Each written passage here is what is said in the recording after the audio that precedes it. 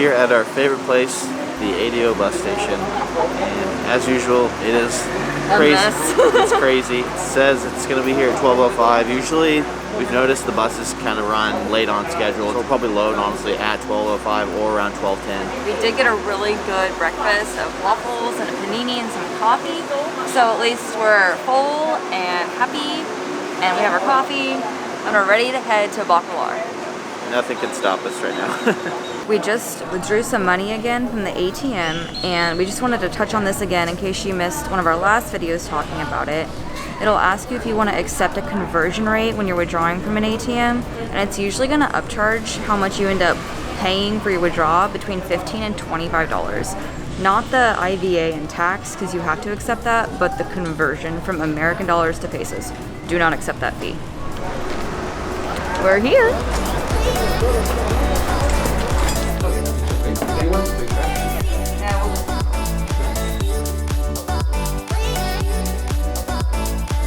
We just arrived here at our hotel. It's called Hotel Adi, and we just got our room. We got this nice hammock. This is the first thing he set up for us, actually. He showed us our room and immediately hung up our hammock. So really appreciate the Mexican culture on hammocks. What better way to relax than with a hammock? It's just this one bedroom area, but plenty of room. These walls keep it super cool in here. The whole building is white, like in Greece. It feels cool in here because the building stays cool. Our bathroom is huge. Like, can you hear this echo in here? It is echoing. We have a nice big bathroom, fun sink, fun mirror, and plenty of room in here for a shower. It looks like the shower head is intact as well. We didn't show any of our last room, but the shower head was spraying out in about 7 different directions, so it's a nice change. Mirror. We can flush toilet paper here. This is the first place that we've been able to flush toilet paper. This is exciting. This is an exciting. Hey, I was excited about the mirror. You interrupted me talking about the mirror. Toilet paper! We rented a trike from our hotel. It's a trike as much as a passenger bike, so Ashley can get a free ride. Yeah, I don't have to do anything. Right now my legs are going to be fried by the end of today. This would be an awesome place to ride around on bikes, but they only had one bike and then multiple trikes.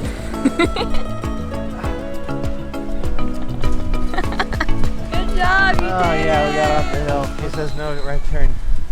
Oh, you're on a bike. Does it matter? I got air. We're gonna find somewhere to park it and tie it to a pole. And then right here, we're gonna show you the fortress.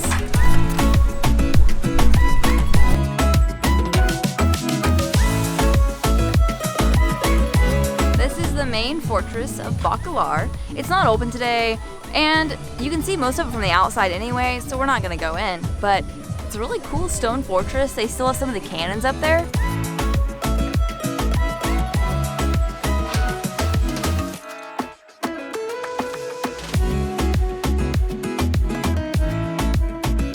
Using the drone to see how green the water is. It doesn't look that green actually. And also our filter just kind of sucks. And also the drone's falling a little bit. So the reason we were using the drone to check the color of the water is because Bacalar's popularity and some recent storms have caused the lagoon to go green. And this place is very well known for having 7 shades of blue in the water. And I mean, the drone footage isn't, you know, stellar for sure what it looks like, but it looks pretty good. There's definitely some green hue in the middle. The biggest concern for the water and the color and the stromatolite's life at the bottom is the development of the infrastructure that will bring tourism. Now, obviously, we're here as tourists, but if you come here, this place, it's more important than almost anywhere else that you consider your environmental impact on where you're at. You can't dump anything into the water here. Make sure you're trying to stay somewhere that isn't necessarily a resort, but more of a family, local run place. Don't wear sunscreens, bug spray, stuff like that into the water, because the draw of Bacalar is the Bacalar Lagoon, and the coloring won't be around much longer if it isn't taken care of. by tourists. It feels very small. There's not a lot of people here right now. Sharing these videos, people are going to come. Even like small channels like ours or the bigger channels that are coming here. And that's fine. Like, tourism is what helps keep these communities going, but it's how the tourists act when they're here.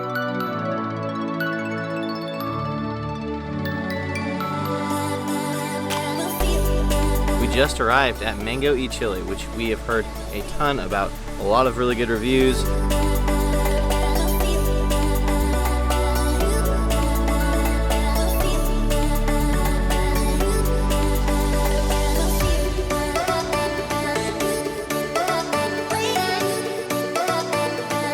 And on the topic of being better for the environment, we've come to a restaurant that specializes in plant-based burgers. So we both got the soy patty. They have falafel, hemp, a pumpkin seed, and a couple others. They come with fries. I'm gonna try it really quick. I think he thinks it looks good too.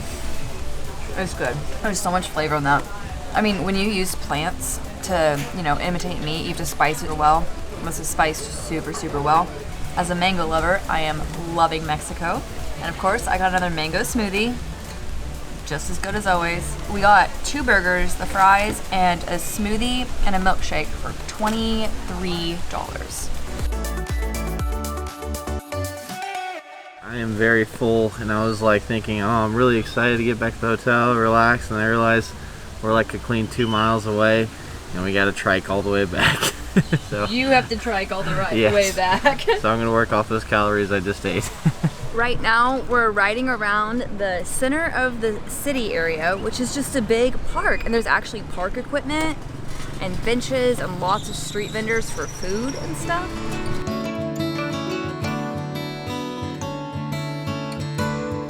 No, Christian! Wow. There was no ramp, just a curb. Oh my god. Hey, this is cute though.